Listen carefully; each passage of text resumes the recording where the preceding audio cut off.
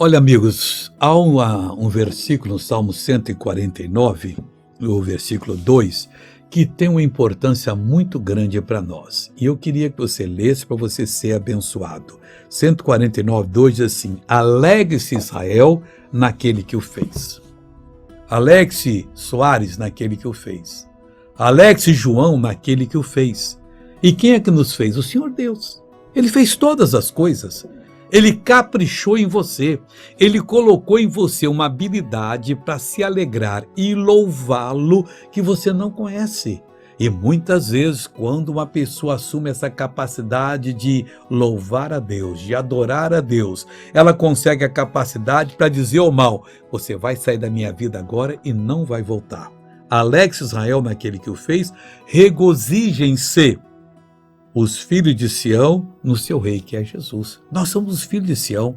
Vamos regozijar? A vida vai ser boa para nós. Veja essa pessoa que foi abençoada, eu já volto. O que foi, irmã? Não consigo nem falar porque... O que era?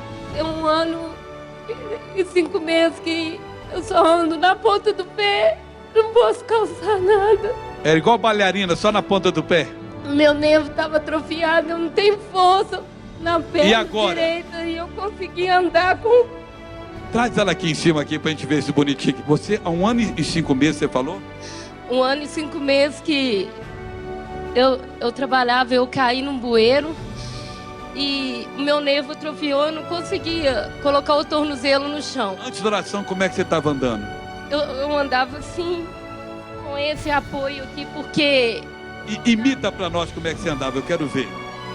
Andava assim, na ponta do pé. Agora anda normal, em nome de Jesus. Que lindo, né, pessoal?